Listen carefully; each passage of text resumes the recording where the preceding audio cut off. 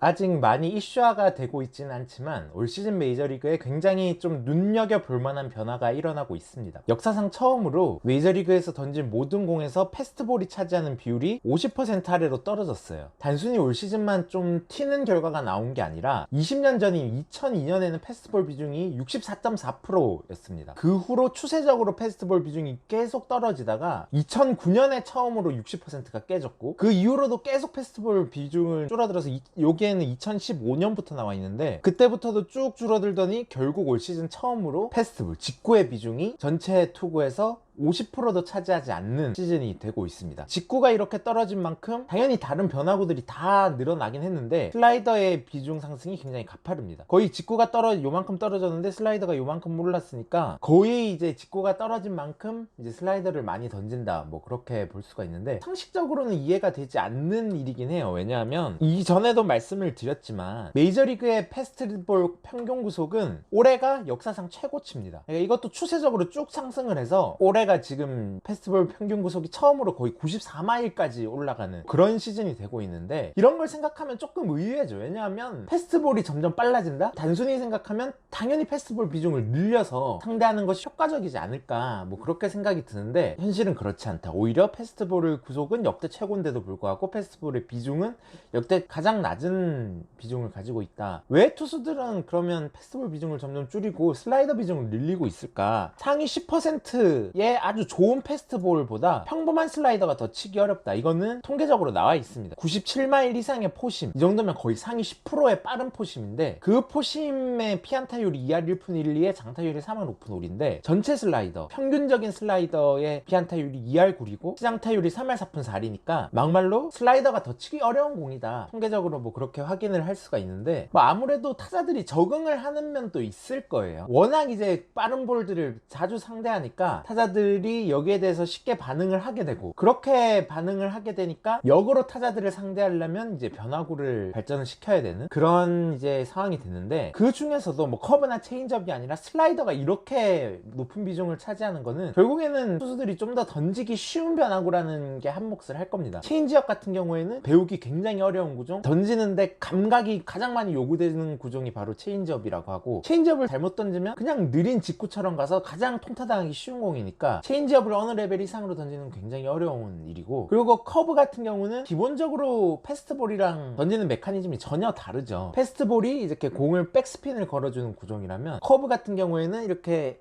탑스핀을 걸어서 던지는 구종이기 때문에 던지는 메커니즘 자체가 전혀 다르다. 그 반면에 슬라이더는 이런 구종에 비해서는 비교적 이제 투수들이 던지기 쉬운 구종이기 때문에 아무래도 가장 효과적으로 많은 투수들이 던지는 구종일 텐데, 이런 슬라이더의 떡상이라고 해야 되나요? 그걸 가장 상징적으로 보여주는 선수 중에 한 명이 바로 템파베이의 맷 위슬러 선수입니다. 6월 1일 경기에 이 선수가 등판을 했습니다. 총 14개의 공을 던져서 세 타자를 잡아냈는데 14개의 공이 모두 슬라이더예요. 이틀 뒤에 또다시 등판을 했는데 이번에는 25개의 공을 던져서 타자들을 무실점으로 잡아내는데 25개의 공이 전부 슬라이더입니다. 단 하나도 빼놓지 않고, 이게 뭐 역대 아마 기록이지 않을까 싶은데, 이 두 번의 등판과 그 앞뒤 등판을 포함해서 총 54개의 공을 연속으로 슬라이더만 던졌습니다. 단 하나의 직구도 던지지 않고 단 하나의 다른 구종도 던지지 않고 54개를 슬라이더만 다 꽂은 거예요. 타자들은 당연히 이게 눈에 익겠죠. 슬라이더만 계속 던지니까. 그런데 결과가 어땠냐? 9타수 무안타, 단 하나의 안타도 맞지 않고 4개의 탈삼진을 잡아냈으니까 결과도 성공적이었다. 그러니까 이런 진짜 특이한 선수가 등장을 했는데, 어떤 선수냐, 많은 분들이 아시는 선수겠지만 2011년에 이제 7라운드에 지명이 된 선수고, 크레이 킴브럴 선수가 애틀랜타에서 샌디에고로 넘어가는 딜 때 그 반대급부로 애틀랜타로 가게 됩니다. 그러면서 이제 선발 투수로 크게 되는데 2015년에 이제 메이저리그 데뷔를 하게 되는데, 당시에 포진 패스트볼과 싱커 패스트볼 계열을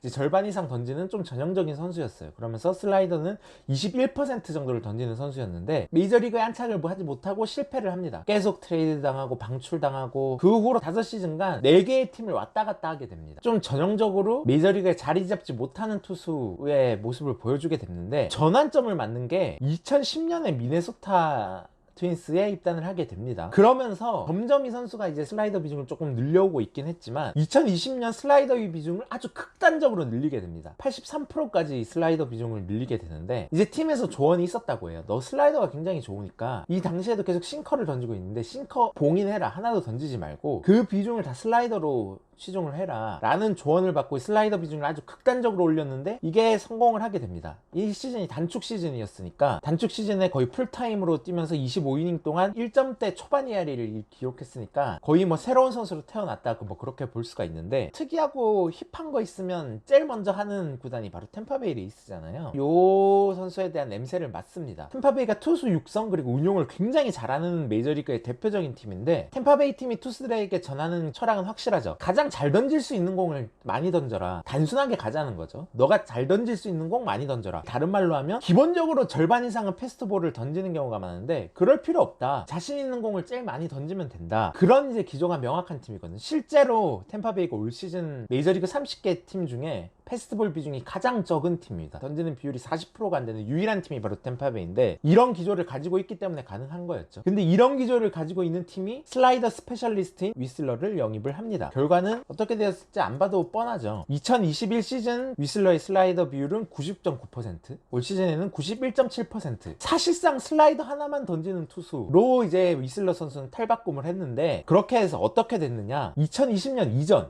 그러니까 슬라이더 비중을 아주 극단적으로 높이기 이전을 보면 평균 자책점 5점대, 9이닝 삼진 7개에 그냥 평범한 투수였는데, 슬라이더 비중을 굉장히 올리고 보니까 평균 자책점 2점대, 9이닝당 삼진을 10개 이상을 잡는 특급 투수로 거듭났다는 거죠. 그래서 실제로 지금 템파베이 레이스에서, 물론 템파베이는 거의 뭐 모든 선수들이 필승조로 나오는 선수긴 하지만 템파베이 불펜에서 필승조로 아주 중요한 역할을 맡고 있는 게 지금 위슬러 선수니까, 사실상 이 구종 비율의 변화로 선수의 커리어 자체가 완전히 달라졌다고 볼 수가 있고, 요게 이제 위슬러 선수의 슬라이더 그립인데, 위슬러 선수는 이제 본인이 밝혔지만 슬라이더 마스터답게 아주 자유자재로 슬라이더를 조절이 가능한 선수입니다. 그립을 어떻게 잡느냐, 공을 릴리즈할 때 어떤 식으로 릴리즈하느냐에 따라서 슬라이더의 각을 조절 가능한 그런 이제 슬라이더 감각이 굉장히 좋은 선수라고 볼 수가 있고, 실제로 이 선수가 처음 슬라이더를 마이너리그에서 배울 때는 2시에서 7시 방향으로 떨어지는 약간 커브 비슷한 슬라이더를 던졌다고 해요. 그런데 계속 슬라이더를 발전시키면서 컵 패스트볼처럼 각은 조금 작지만 빨리 떨어지는 슬라이더, 그리고 슬러브처럼 각이 큰 슬라이더, 이런 여러 종류의 슬라이더를 본인이 원하는 대로 던질 수 있게 됐다, 그렇게 볼 수가 있고, 아무래도 아무리 슬라이더를 여러 종류를 던진다고 해도 단 하나의 공만 던지고 보면 타자들이 눈에 익을 수밖에 없잖아요. 그러니까 템파베이는 이 투수를 절대 한 경기에서 상대 타자를 2번 만나게 하지 않나. 템파베이는 2년 동안 단 한 번도 이 선수한테 타자를 한 바퀴 돌고 2바퀴째 상대하는 일은 절대 시키지 않았다. 위슬러의 엄청난 슬라이더 감각, 그 팀의 운영 기조, 잘 던지는 거 많이 던져라 라는 운영 기조, 그리고 적절하게 이 선수의 특징에 맞게 잘 쓴 덕분에 사실 실패한 메이저리거가 이제 특급 불펜 투수가 됐다, 그렇게 볼 수가 있는데, KBO 리그에도 딱 이런 선수가 있습니다. 코리안 맷 위슬러라고 볼 수 있는 선수가 있는데, 바로 SSG의 불펜 투수 서동민 선수입니다. 이 선수가 2014년에 2차 6라운더로 이제 지명을 받았는데, 1군 무대 데뷔가 2020년이니까 무려 6년 만에 1군 무대에 데뷔를 합니다. 그 전까지는 2군을 전전하는 무명 투수였다, 그렇게 볼 수가 있겠는데, 그랬던 투수가 올 시즌에 리그 최강팀 SSG의 불펜 필승조로 활약을 하고 있습니다. 16.2이닝을 던지면서 1.08의 ERA, 4홀드 기록하면서 16이닝 동안 17개의 살점진을 잡고 있으니까 뛰어난 활약을 보여주고 있는데, 이 선수가 왜 코리안 맷 위슬러로 불리냐, 굉장히 슬라이더 감각이 위슬러처럼 좋은 선수인데, 원래는 패스트볼 그래도 40% 이상을 던지고 그리고 이제 슬라이더를 던지는 선수였는데, 올 시즌에는 위슬러처럼은 아니지만 극단적으로 슬라이더 비중을 높여서 78%를 이제 슬라이더를 던지는, 사실상 슬라이더 하나 정도를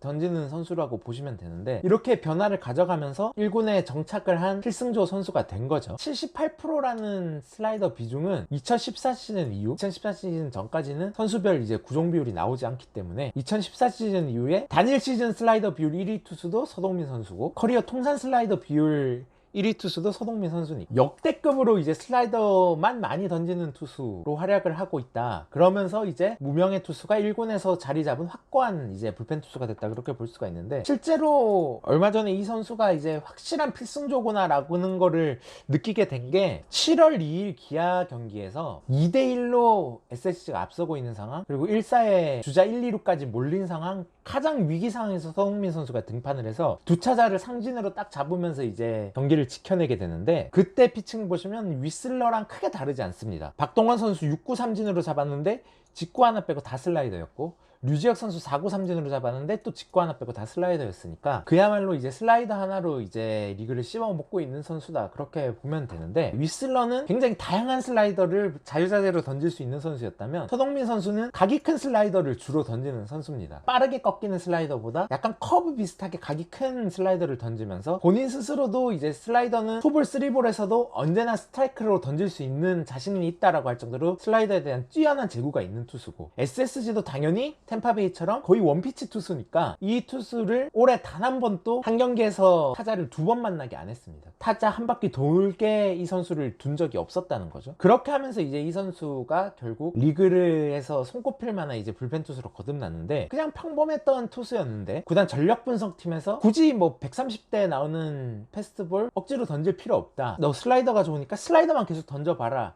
라는 조언을 확실히 했고, 그 조언을 잘 받은 투수의 뭐 뛰어난 능력, 요 두 가지가 합쳐져서 구단 전력 분석이 선수를 발굴한 아주 좋은 사례가 되지 않을까, 뭐 그렇게 생각을 하는데, 이 선수가 곧 결혼을 합니다. 프로배구 선수인 김연경 선수랑 굉장히 특이하게 시즌 중에 결혼을 하게 되거든요. 아무래도 이제 결혼을 안 해도 배구 선수니까 이제 겨울에 시즌 중에 결혼할 수가 없었기 때문에 조율을 하다가 시즌 중에 결혼을 하게 되는데, 이런 스토리가 많아지면 좋잖아요. 조금 자리를 못 잡고 있던 무명의 선수가 어떤 계기로 이제 확고한 자기의 위치를 갖게 되는 그런 스토리가 많이 나오면 저는 굉장히 바람직하다, 그렇게 생각을 하는데, 서동민 선수 슬라이드 하나로 리그 씹어먹는 모습 계속 보여주기를 저도 굉장히 응원을 하고 있겠습니다.